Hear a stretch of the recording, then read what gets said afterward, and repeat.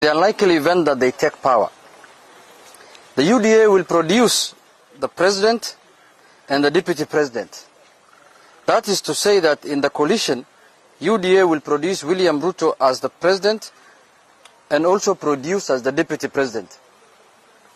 ANC, which is to say Musalia Mudavadi, has been promised to occupy a non-existent place called Prime Minister. Ford Kenya, that is to say Moses Wetangula, will be Speaker of the National Assembly. PA will produce Speaker of the Senate. From this lineup, two things came out clearly. One is that Kenya Kwanza, under patronage of William Ruto, is about positions. I want to repeat this. One is that Kenya Kwanza, under the patronage of William Ruto, is about positions. It's not about the common people. It's not about Mama Mboga. It's not about Boda Boda. It's about positions.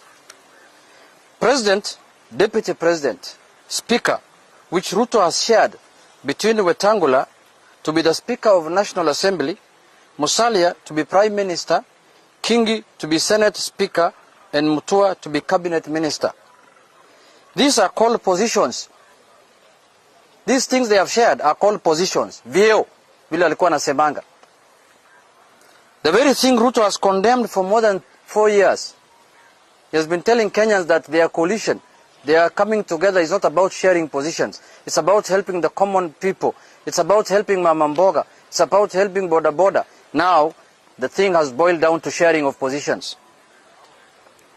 And these men, Ruto, Musalia, Wetangula, Kingi, Mutua, are now the Mama Mbogas Ruto has been talking about for the last 4 years. We have come to discover today that the Mama Mboga and the Boda Boda Ruto has been talking about are Moses Wetangula, Musalia Mudavadi, and Mutua and Kingi. That is not what Ruto told Kenyans. Ruto told Kenyans that there will be no sharing of positions in his lineup. I don't know whether you can remember that. He said there will be no sharing of positions in his lineup. Ruto's party was to operate without positions, which everyone just walking around, offering services to Kenyans.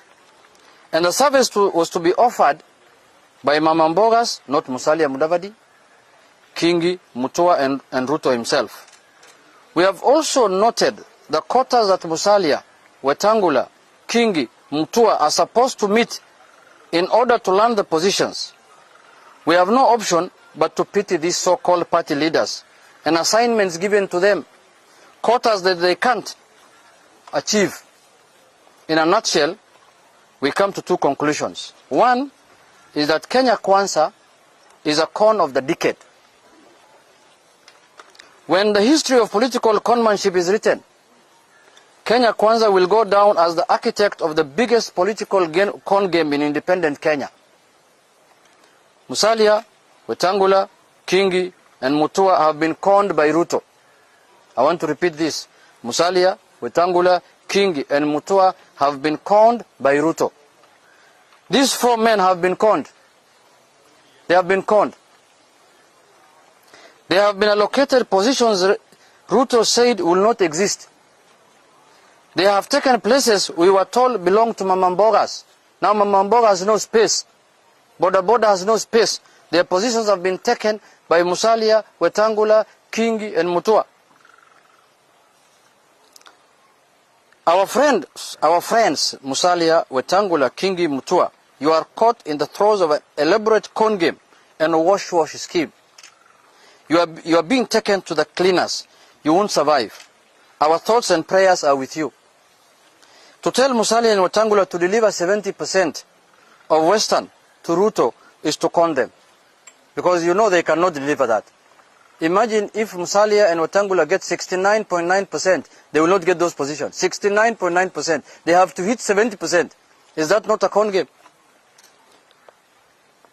These 2 men have been assigned quotas they won't meet. In any case, there is a very strong feeling among Kenyans that the presidency must this time round go to Western Kenya. We cannot have a presidency that is rotating between one community to another community. If Musalia was serious, he should have gone for the presidency or the deputy presidency. bare minimum. Now he's going for a con game that you must produce 70% of Western votes so that you can get a position. That is modern slavery. That is demeaning a leader of the status of Musalia Mudavadi. It is very demeaning. Even President Kenyatta said the presidency cannot be a game of two communities.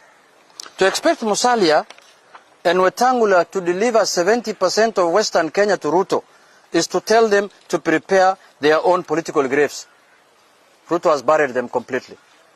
To force Alfred Mutua, of all people, to deliver 35% of the Kamba votes to William Ruto is to ask him to be conned and taken to the cleaners, because he cannot afford more than 10%. Ruto is to ask them to prepare. I mean, where does anyone expect on this earth? Where does anyone expect on this earth Governor Kingi to get and deliver 50% of the cost people if he cannot deliver even Kilifi to Ruto? Honestly. Now, they said, and we repeat, you can fool some people sometime, but you cannot fool all the people all the time, Mr. Ruto. You can only fool some people for some time, but you cannot fool all the people all the time, Bana Ruto. Let us allow Ruto to fool Musalia, Wetangula, Kingi and Mutua, among others. But let us tell Ruto he can't fool all of us. In any case, Kenyans agree with President Kenyatta that the presidency cannot and shall not be a preserve of two communities. We agree that with President Uhuru. The presidency cannot be the preserve of two communities. In Azimio, we have been clear from the start that Kenya needs a political and governance structure that accommodates all our communities, regions, and all their diversities. That is why we brought BBI. Now Ruto has opposed BBI vehemently for the last 5 years. Now today is creating the same position that BBI was advocating for Prime Minister and Deputy Prime Minister. He's not ashamed of himself. He spoke at Bomas 1, at Bomas 2, like somebody who came from the moon, and told Kenyans that we don't need positions. Today he's dishing out the same positions to Musalia and other people. That tells you what kind of character we are dealing with. A hypocrite per standard. He is the man who said we don't need BBI, we don't need to create positions. Now he's reinventing BBI through the back door. Why didn't he join the train of BBI if he thought that he needs this position so much like the way he's doing? That remains our stand. No code games. That is what Azimio is. In Azimio, we have a leader who has suffered for what is right and not what is convenient. Because Ruto is doing what is convenient for him. When Kenyans wanted to have BBI, it was not convenient for him, he opposed. Now he needs it, it's convenient for him, he is reinventing BBI through the back door. Let us leave conmanship to Kenya Kwanza.